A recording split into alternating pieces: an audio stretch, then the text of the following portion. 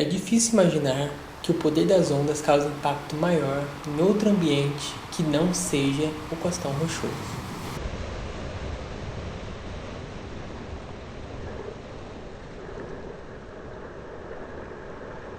Aqui, essas rochas estão expostas ao mau humor do oceano.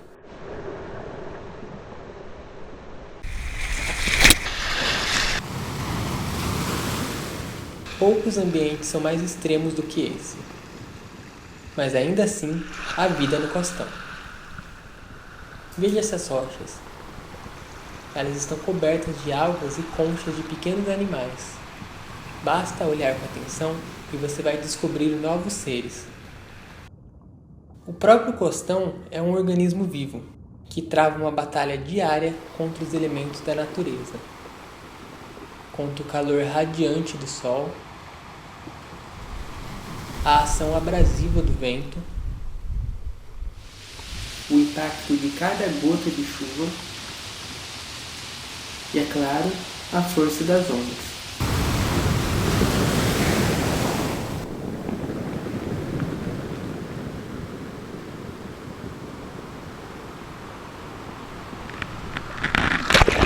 Essa é a história dos nossos costões rochosos e daqueles que vivem entre rochas.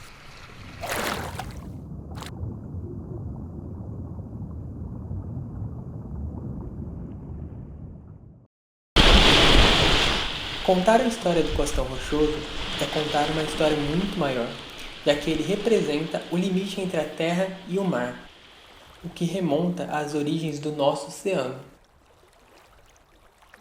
Há 130 milhões de anos atrás, África e América do Sul formavam um único continente, como se fosse uma grande rocha maciça. Porém, os movimentos da crosta terrestre iniciaram uma ruptura, e cada continente partiu para uma direção. Com o tempo, a distância entre eles era suficiente para que um jovem oceano se separasse. E assim nasceu o Atlântico Sul. E a história não acaba aqui. O Atlântico continua a se expandir lentamente, pois os movimentos da crosta terrestre não cessaram. Essa história em si não explica o surgimento dos costões rochosos. Para entendê-lo, é preciso olhar não para o mar, mas sim para o alto.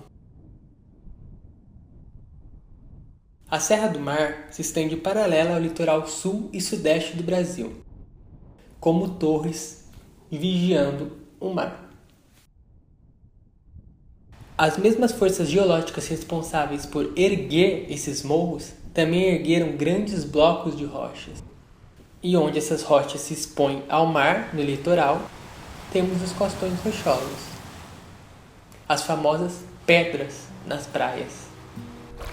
Os costões rochosos brasileiros se estendem do Rio Grande do Sul até o Maranhão, dando uma forma diferente ao nosso litoral. Os mais majestosos são os do Sudeste. Aqui, as rochas separam a Mata Atlântica do oceano. De um lado, temos o agitado mar ondulante. E do outro, o verde profundo da selva. Isso cria um cenário de beleza única.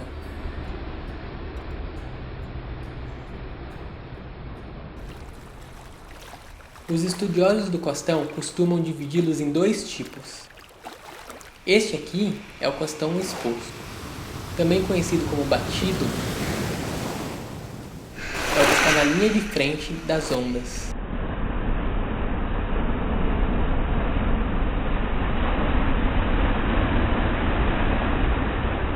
Ou seja, está exposto a todo o seu poder.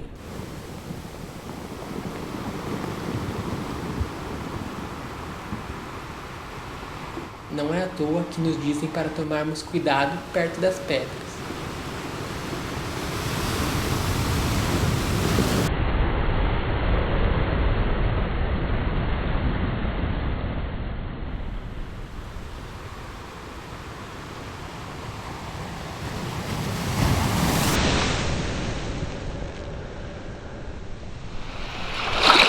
poucos animais conseguem viver nessas águas agitadas. Menos animais significa menos herbívoros. E menos herbívoros significa que as algas podem crescer em grande número.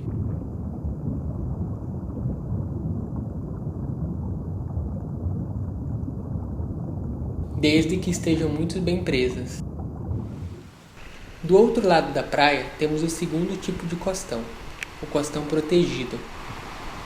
Ao caminhar por ele, fica fácil entender o seu nome. Essas diversas formações rochosas formam uma espécie de barreira, reduzindo o impacto das ondas, mesmo quando o mar está de ressaca.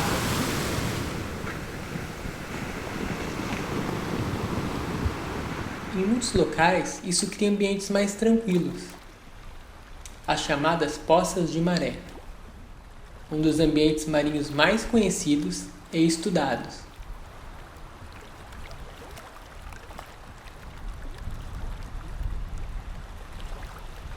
Todas as poças de maré se formam quando a água se acumula em depressões nas marés mais baixas, formando essas piscinas. Essas poças são bem menos agitadas do que as águas mais abertas, criando ambientes em miniatura, os microhábitats. Aqui podemos encontrar todo tipo de criatura, desde algas até anemonas do mar, cracas e mesmo peixes. No costão, há animais que constroem o seu próprio ambiente. Esse calombo bizarro é uma colônia de vermes marinhos. São poliquetas, parentes distantes das minhocas. E eles têm um dos melhores nomes em inglês.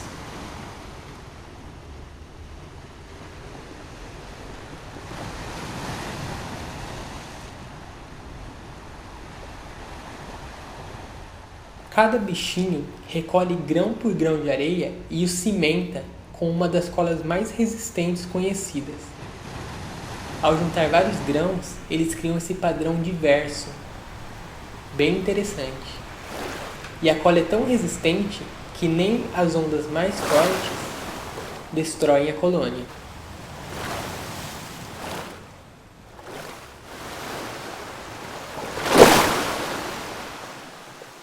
Existe uma força no costão rochoso que regula a vida de todos os que vivem ou transitam por ele. A maré. O vai e vem cíclico das águas não deve ser ignorado, como esse pequeno ermitão está prestes a descobrir. Você pode vê-lo na parte de baixo da tela.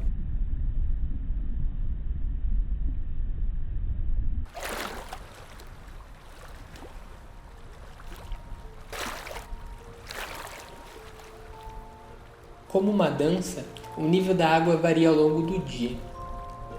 Todos os dias.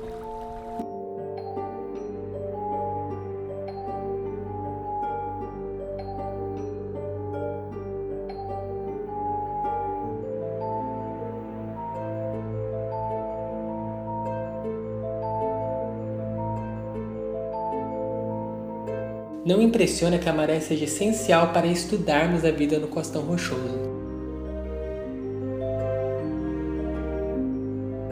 Ele pode ser dividido em 3 zonas, e aqui, entre o nível mínimo e máximo da maré, temos o litoral médio, ou mesolitoral, um dos ambientes mais dinâmicos da Terra.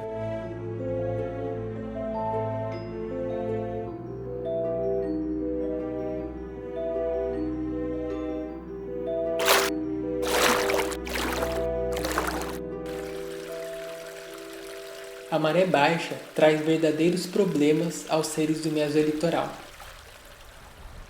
As algas podem ficar expostas ao vento seco. Essas cracas, incapazes de saírem do lugar, se escondem em suas conchas. O sol é um inimigo letal para qualquer criatura que fique exposta. Pode não parecer, mas essa lapa está dando o melhor de si para alcançar uma sombra. Acelerando a imagem, o desespero fica mais evidente. E ela chegou bem a tempo. Ao contrário das lapas, esses caramujins ficam ao ar livre, desde que sua rocha esteja molhada. Na rocha seca, eles ficam inativos.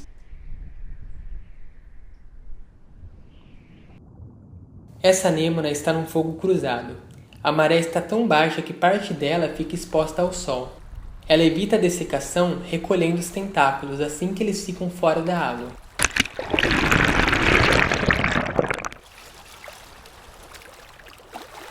Lembram quando vimos as poças de maré? Na maré baixa, alguns peixes podem ficar presos nela. E isso é sinal de problema. Uma garça branca pequena. Um predador do mesolitoral.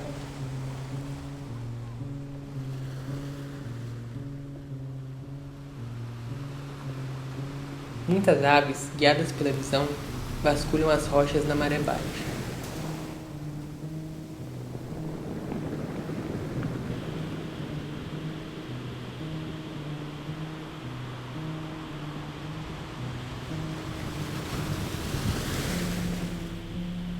Se os peixes ficarem completamente parados, eles podem ter alguma chance.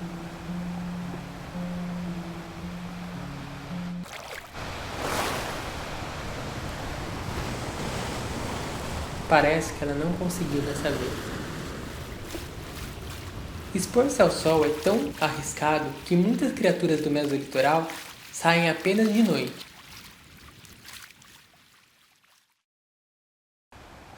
É na escuridão que as rochas ganham vida.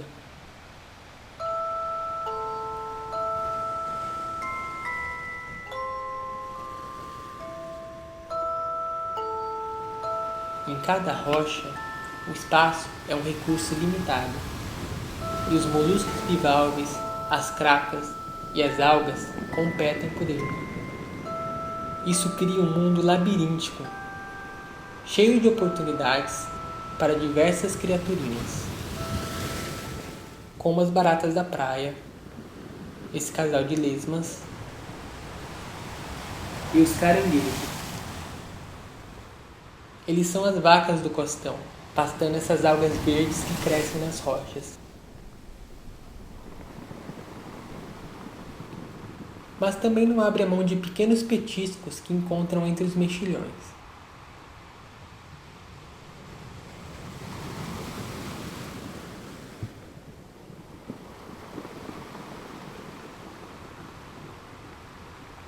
No nível da água, essa anêmona não contrai seus tentáculos quando exposta ao ar fresco da noite. As baratinhas também patrulham os mexilhões. Como o espaço é limitado, quem chega perto demais pode irritar os caranguejos. Nem todas as relações se resumem à competição. Veja esses dois caranguejos. Uma aproximação cautelosa. Então, eles iniciam o acasalamento.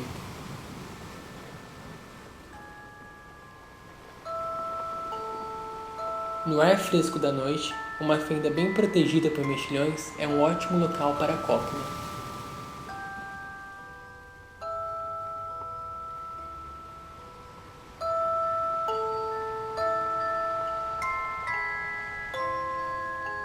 Pela manhã, todas essas criaturas irão se esconder até a próxima noite. Acima do mesolitoral, temos o supralitoral, a segunda zona do costão rochoso. É um local inóspito. Tecnicamente, o supralitoral é a faixa de rocha entre o nível máximo das ondas e a vegetação terrestre. Aqui, a rocha é esculpida pelo vento e torrada pelo sol. De fato, em um dia sem nuvens, essas rochas recebem tanta radiação solar que se transformam em uma frigideira gigante. Um terreno inóspito, seco e quente. O deserto do costão. Poucos animais conseguem viver aqui. Para aqueles que vêm de fora, é como uma armadilha. Mas a vida nessas rochas, os líquens, são associações entre algas e fungos e experts em sobreviverem em ambientes extremos.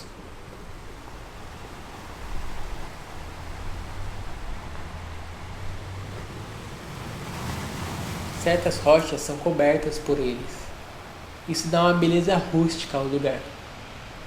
Os líquens podem ainda favorecer o crescimento de plantas no supralitoral. Por exemplo, as gramíneas chegam a ser bastante comuns.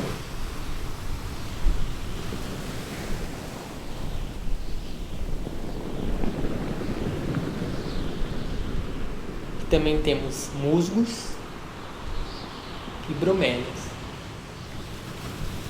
plantas adaptadas a ambientes secos. As plantas dão cor a este deserto.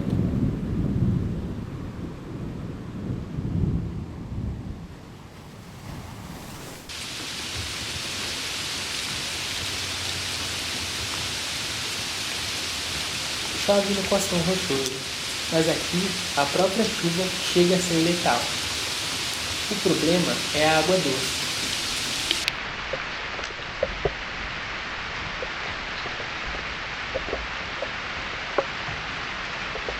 As gotas caem, o fluxo aumenta, e ao escorrer pelas rochas e se acumular em poças e na superfície do mar, ela pode desequilibrar o organismo dos seres marinhos que são acostumados com a água salgada.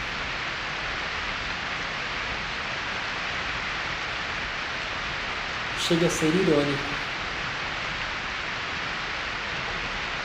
Deixando o áspero supralitoral, nossa última parada fica abaixo das ondas.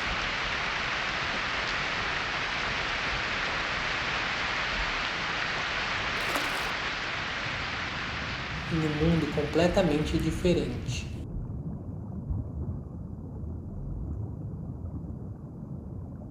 Esse é o infralitoral, área do costão abaixo do nível mínimo das marés. Então, por isso, ele está sempre debaixo d'água, estendendo até onde as rochas terminam, o que marca o fim do costão.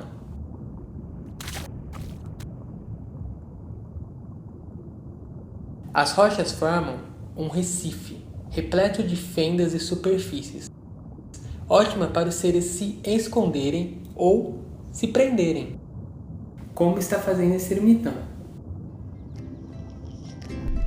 Não é à toa que os mergulhadores procuram esses lugares, tem muita coisa para ver, como esses peixes coloridos. Os baiacus, que nadam sempre devagar, peixes cirurgiões, que têm a habilidade de mudar sua cor para se camuflarem, os coloridos peixes borboleta, os paratis, que nadam próximo à superfície e parecem estar sempre com pressa, o curioso sargentinho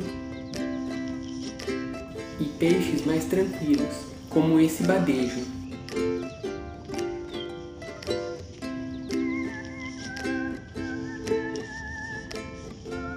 Muitos peixes passam suas primeiras fases de desenvolvimento no mundo tridimensional do infralitoral. Aqui, eles encontram proteção e alimento entre rochas.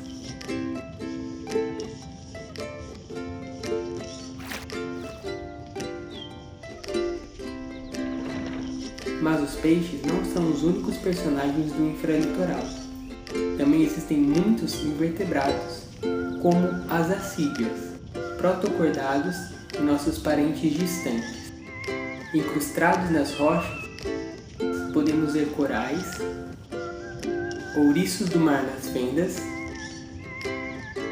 águas-vivas flutuando, siris e caranguejos bem escondidos e nosso amigo ermitão, que vocês já conhecem bem. As águas rasas e banhadas pelo sol tropical também permitem o crescimento de várias espécies de algas.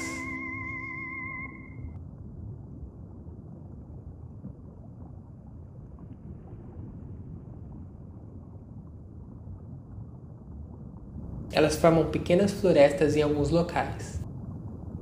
Essas são as algas vermelhas. Essas, que parecem sagu, são um tipo de alga verdes. Assim como essa, que lembram samambaias. Há toda uma variedade de alga verde por aqui. E as grandes mechas ondulantes são as algas pardas. Cada espécie tem uma forma diferente.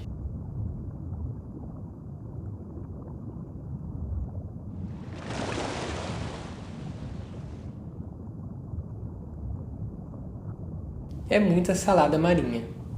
E para quem gosta de comer salada, o costão é uma parada obrigatória.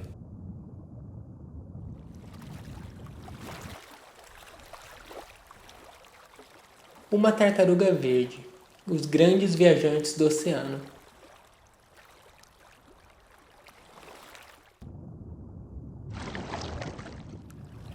Certas populações do Atlântico Sul fazem do litoral sudeste brasileiro a sua área de alimentação.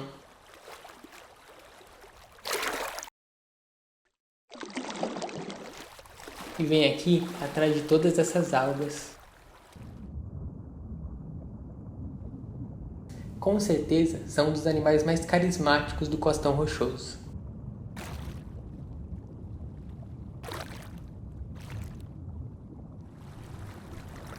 Quando comecei a falar dos tipos de costão rochoso lá atrás, vocês imaginavam que existiria tamanha diversidade? Ou tamanha beleza? Ainda há muito o que aprender e considerar sobre o costão rochoso, mas uma coisa é certa. O mar sempre será a força mais poderosa por aqui, demonstrando todo o seu poder através das ondas.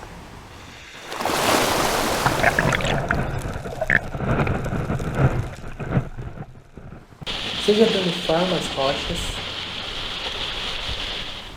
seja trazendo a vida ou a destruição.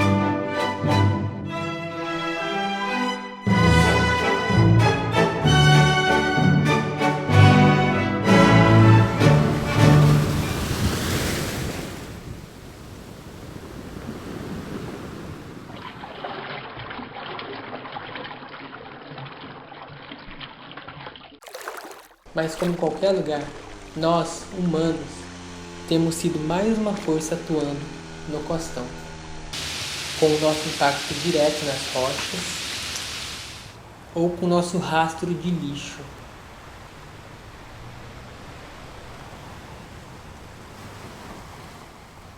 Será que essa tartaruga morreu de causas naturais ou foi mais uma vítima do plástico que fica à deriva no mar? Os oceanos do mundo estão mudando rapidamente. Será que os costões rochosos irão acompanhar essa mudança? Eles ainda guardam infinitas formas de grande beleza. Mas a dúvida é: até quando?